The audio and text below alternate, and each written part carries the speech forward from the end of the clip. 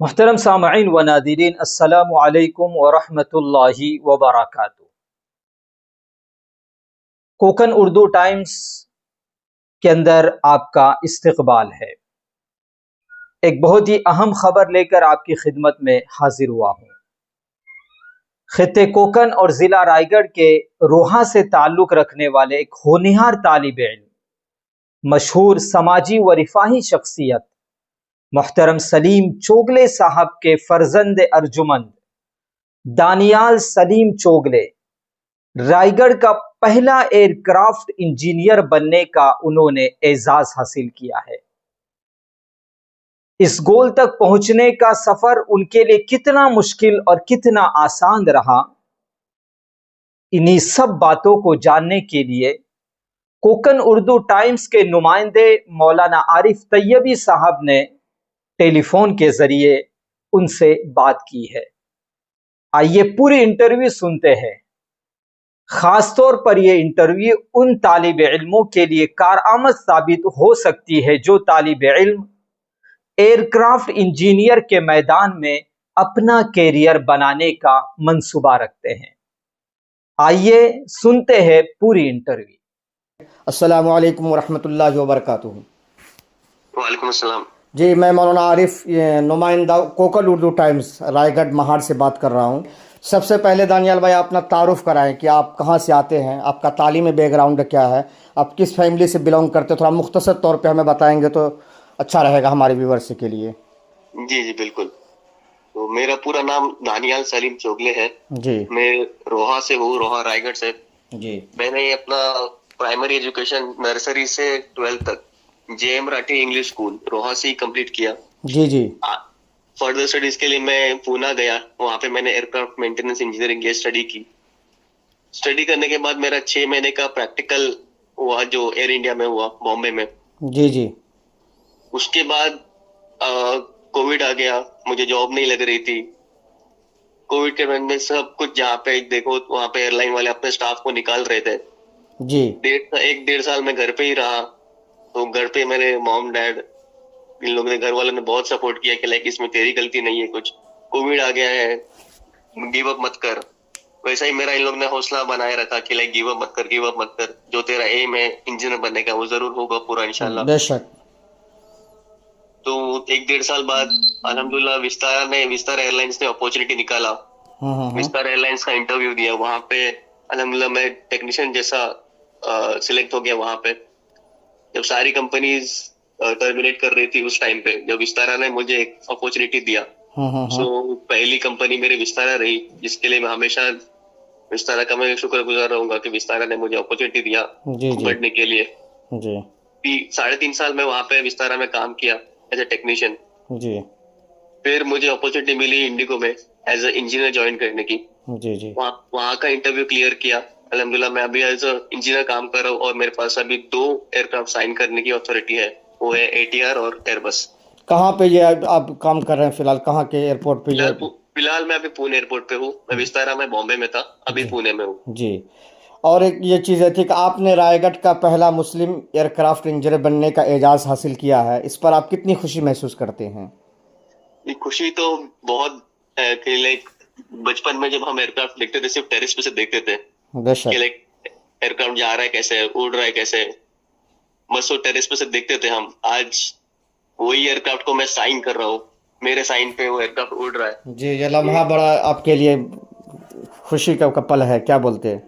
जी बेशक खुशी है, एक प्राउड फीलिंग है मेरे लिए, मेरे माँ बाप के लिए, मेरे गांव का, रायगढ़ का नाम, कोकन का नाम आज आगे बढ़ रहा है, आगे इंशाल्लाह और आगे बढ़ करना है। चलिए, कोकन का बेटा ने माशाल्लाह बड़ा एक अच्छा अचीवमेंट हासिल किया है, इसके लिए बहुत मुबारकबाद। और चीज़ें चूँकि हमारी जो इंटरव्यू आमतौर पे होती है तालीम बेसिस पे होते हैं, हम ये चाहते हैं कि जो बच्चे इस तरह के फील्डों में जाना चाहते हैं उन्हें कुछ रहनुमाई मिले, इसलिए हम हमारा इंटरव्यू का जो रुख है उधर ही हम मोड़ने की कोशिश करेंगे, ताकि हमारे जो नए तालिब इल्म हैं जो इस फील्ड में आना चाहते हैं उनके लिए एक सौगात हो और आपके ज़रिए से वह खबर पहुँचे और आपके ज़रिए से इस फील्ड के ताल्लुक से मालूमात हो तो उन्हें भी बड़ा अच्छा लगेगा।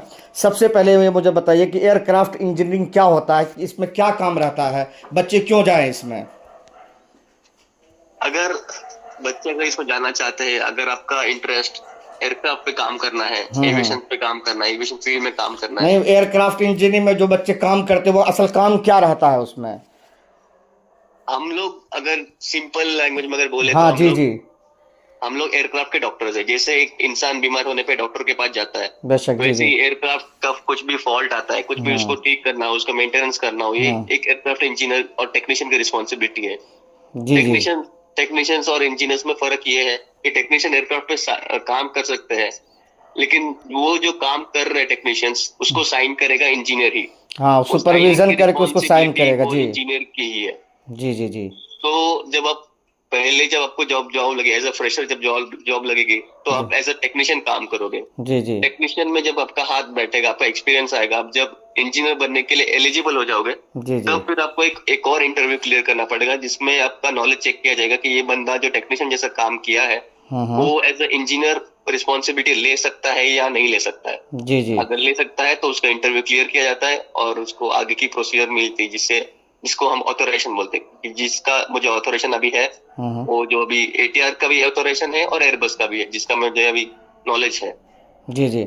और एक चीज़ ये थी कि आपको ये कैसे ख्याल है कि हमें उड़ान की दुनिया में एक बड़ा मास्टर बनना है, जो आप बन चुके हैं माशाल्लाह। इस सिलसिले में आप बताइए थोड़ी सी आपकी दिली क्या कैफियत थी, आप किस तरीके से आपको ये ख्याल आया? ये जैसे हम छोटे थे, हम टेरिस पे से देखते थे एयरक्राफ्ट उड़ रहा है, हम छोटे थे तो हम रिलेटिव्स को हम एयरपोर्ट पे ड्रॉप कर देते कि लाइक कभी अंदर एयरपोर्ट के गए नहीं थे। बेशक, हाँ सही बस सही। जाते थे कि एयरक्राफ्ट उड़ रहा है, एरोप्लेन दिख रहा है, एरोप्लेन दिख रहा है। और बचपन से मेरा यही था कि लाइक मुझे फील्ड वर्क करना है, मुझे लाइक हर चीज का लाइक क्यूरियोसिटी होता था कि इसके अंदर क्या है। खिलौने भी मैं हर चीज को अंदर देखता था कि इसमें कैसे चल रही है गाड़ी, एरोप्लेन कैसा घूम रहा है। यानी बचपन ही से आपको इस फील्ड में एक तरह का शौक था, क्या बोलते हैं जी? इस फील्ड में बचपन ही से आपको एक शौक था? हाँ। बचपन से ही मुझे लाइक क्यूरियोसिटी बचपन से रहती थी कि ये चीज कैसे चल रही है, कैसे भाग रही है। जी जी वो क्यूरियोसिटी आज अल्हम्दुलिल्लाह मेरा करियर बन गई है कि लाइक एयरक्राफ्ट उड़ता कैसा है, वो काम कैसे करता है। जी जी जी। और एक चीज़ ये थी कि इस एग्ज़ाम में कितनी आसानियाँ और किस तरह की मुश्किलात का सामना रहता है, ये कितना आसान है या कितना मुश्किल है, ये आप हमारे नए तालिब इल्म जो जाना चाहते हैं उन्हें थोड़ा सा आप बताइए। मैं आसान तो नहीं बोलूंगा, और मैं बोलूंगा कि लाइक अगर मेहनत कर रहे हैं तो मेहनत से बेशक वो कामयाबी मिलेगी। इसमें हमारा पासिंग परसेंट 75% पासिंग होता है। साइंस से? नहीं, साइंस से नहीं। 12th में आपको PCM में 50% चाहिए, और जो बाकी जो एग्जाम्स देनी है, जो आपको इंजीनियर बनाएगी लाइसेंस लेने के लिए, उसमें आपको 11 एग्जाम्स देने होते हैं, जिसका पासिंग परसेंटेज 75% है। जी जी जी। ये ऑनलाइन एग्जाम होती है, गवर्नमेंट की DGCA है। DGCA ये एक एविएशन का गवर्नमेंट है जो आपका एग्जाम लेती है, जिसका पासिंग 75% है। दानियाल, एक चीज़ है, ये भी कहा जाता है कि इस तरह के फील्डों में मीडियम बहुत ज़्यादा का ना मतलब काम करती है, तो आप किस मीडियम से थे? आपकी जो तालीमी मीडियम है, थोड़ा उस बारे में भी हमारे तालिब इल्मों को बताइए।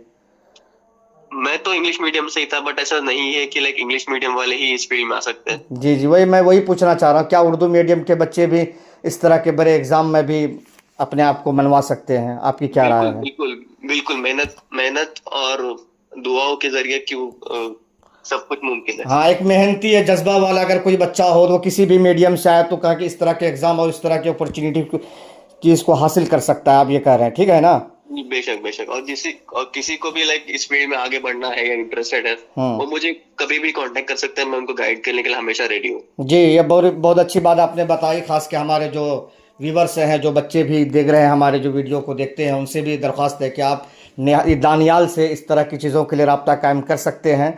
आगे एक चीज़ आता है कि इस कोर्स को किस तरह के बच्चे बड़े आसानी से हासिल करके अपना मुस्तकबिल रोशन कर सकते हैं? बहुत मेहनती ज़हीन तलबा चाहिए या ऐसा बच्चा जो का ना मतलब ठीक है आमतौर पे एग्ज़ाम में पास होता है, क्या है, थोड़ा आप बताइए। मैं ये बोलूँगा कि उसको माइंडसेट उसका बहुत स्ट्रांग होना चाहिए, बिकॉज एविएशन फील्ड इजी नहीं है। बिकॉज हम एक ही शिफ्ट नहीं होती, यहाँ पे शिफ्ट का पैटर्न होता है। मॉर्निंग शिफ्ट होती है, आफ्टरनून होती है, नाइट शिफ्ट होती है।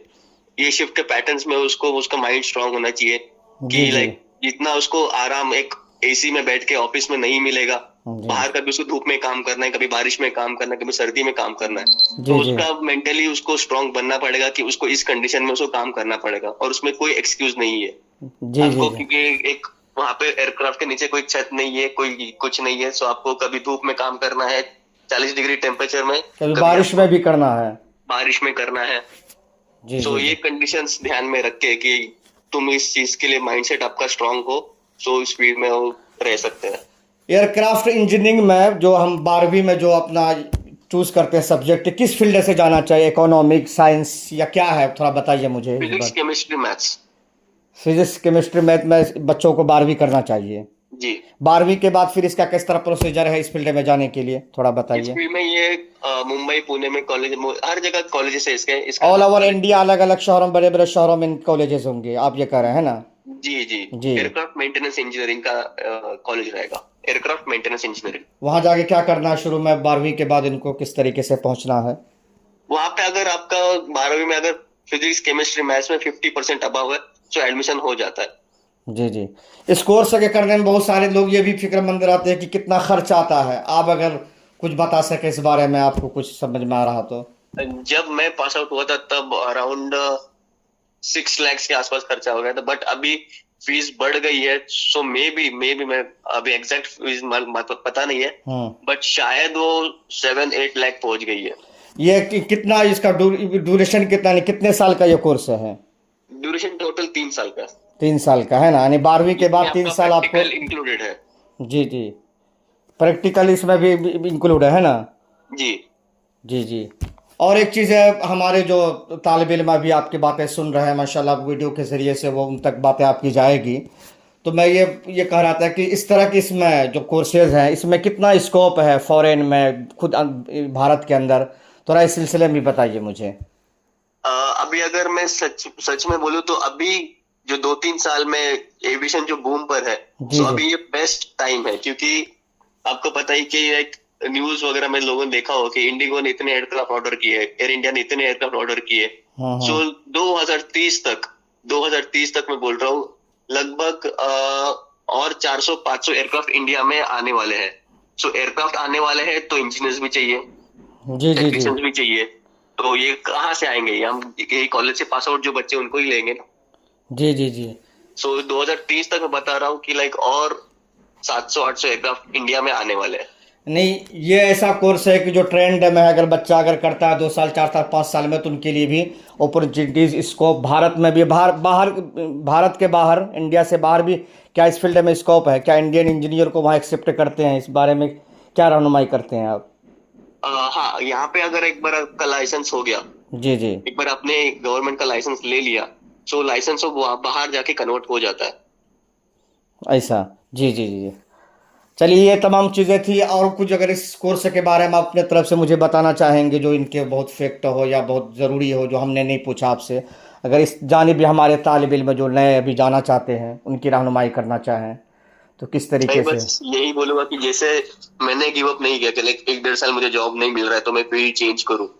जी। तो बच्चों लोग को एक ऐसा रहता है कि लाइक नई जॉब मिल रहा है, चलो दूसरा कुछ कर लेते हैं।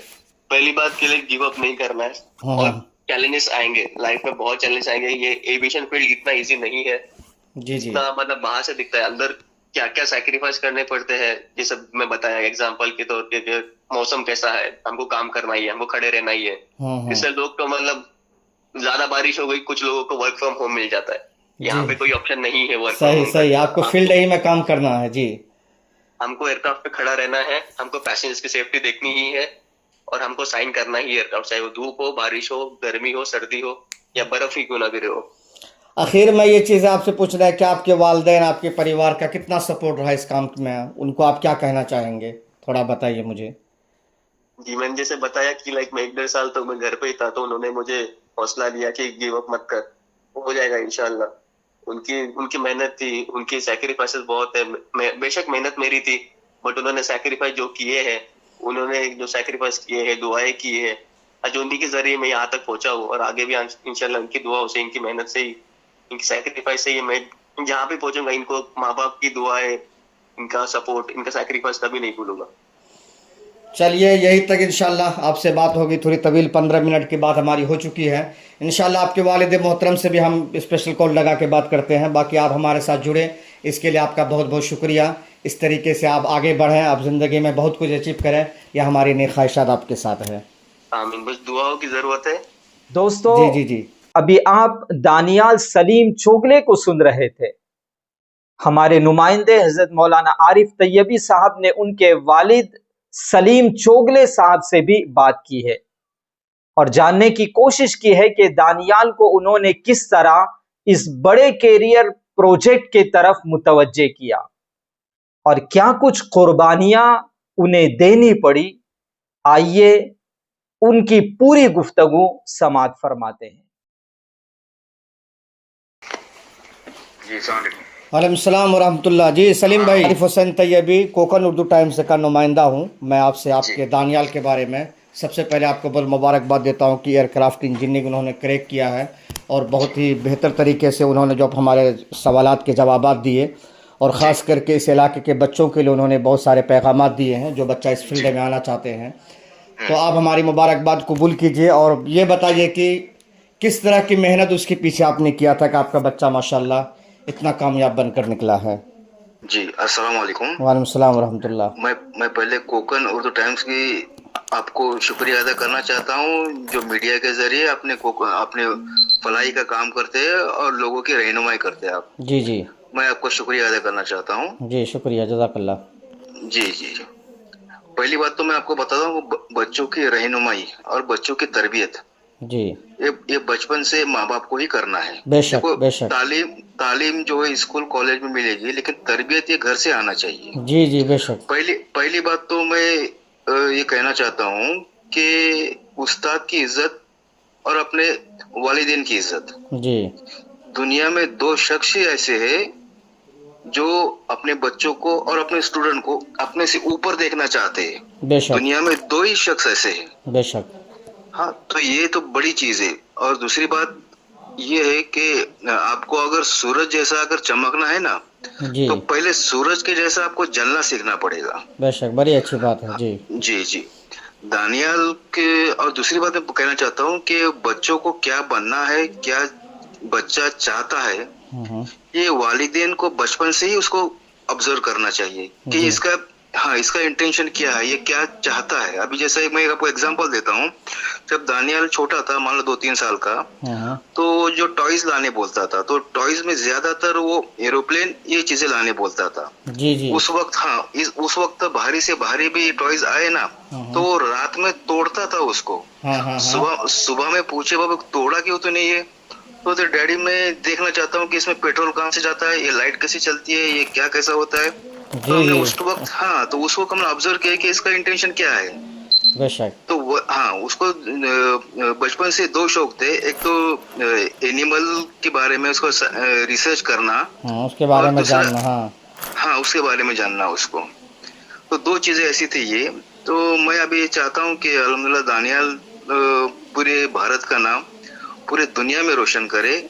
एक वालिद के एक आरज़ू है कि वो पूरे दुनिया में नाम रोशन करे उनका। जैसे अपने एपीजे अब्दुल कलाम ने जैसे रोशन किया अपने भारत का नाम और जिनको मिसाइल मैन करके जाना जाता था, वैसे भी मेरे बेटे को पूरी दुनिया जाने। चलिए, वालिद आप हैं माशाल्लाह, बड़ी दुआएं उनको दे रहे हैं। अल्लाह तबारक ताला आपकी दुआ में वो असर दे।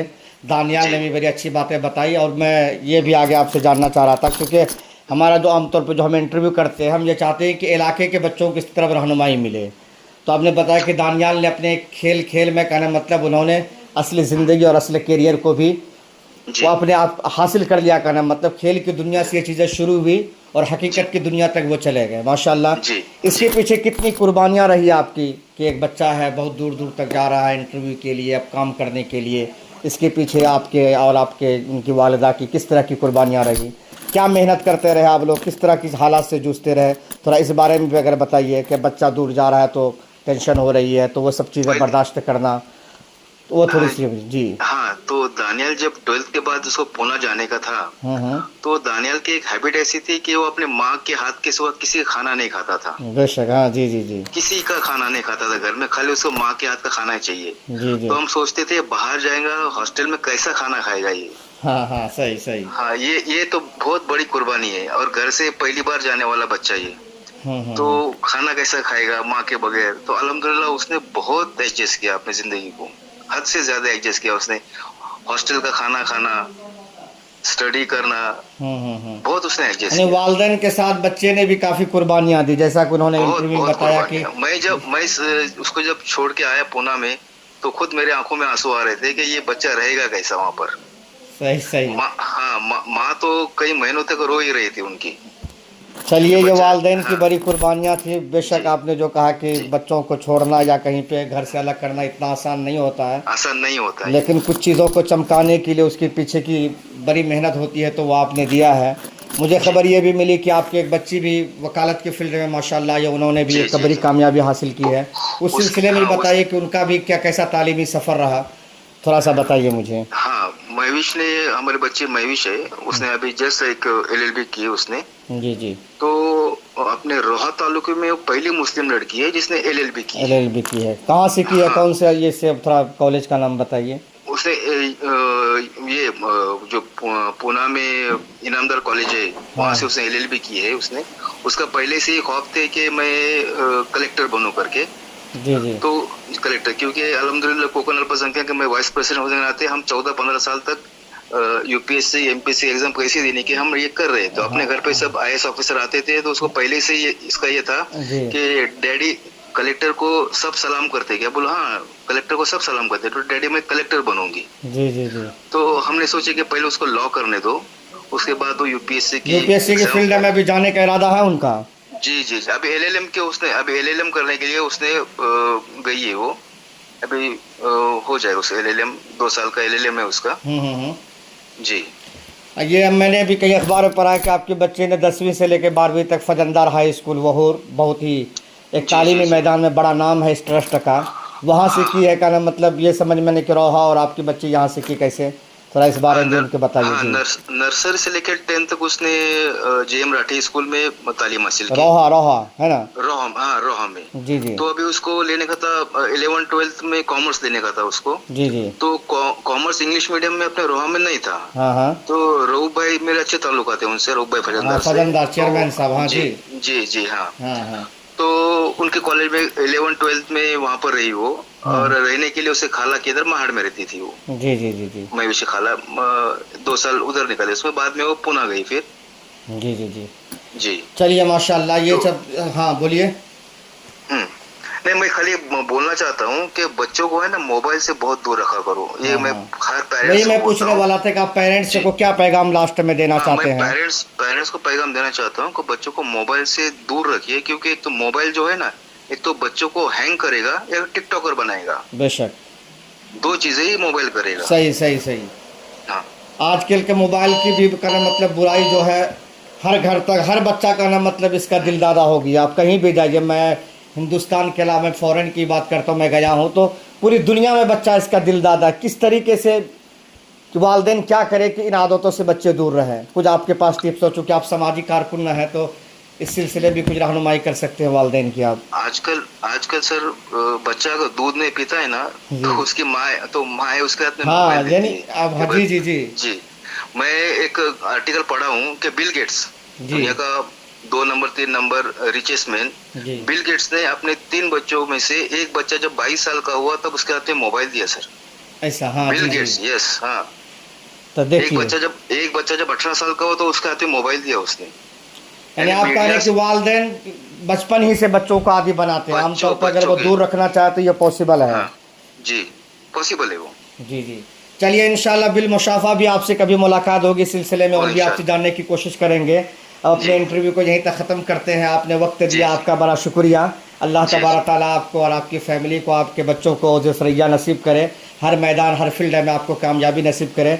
इंशाल्लाह जल्दी ये इंटरव्यू हमारे कोकण उर्दू टाइम्स से नशर होगा, उसे भी देखिए, दूसरों तक शेयर कीजिए। जो हमारे व्यूवर्स हैं उन्हें पैगाम देना चाहते हैं कि आप वीडियो देखिए, लोगों तक शेयर कीजिए। हम खित्ते कोकण की दीनी, समाजी और मिली खबरों से आपको बाखबर रखने की कोशिश करते हैं। चलिए हमें इजाज़त दीजिए। जो हजरात चैनल में नए हैं वो चैनल को जरूर सब्सक्राइब कर लें। शुक्रिया आपका सलीम भैया। मैं भी कोकण उर्दू टाइम्स का शुक्रिया अदा करता हूँ, खास करके मुफ्ती असगर खोपड़कर साहब का और मौलाना आरिफ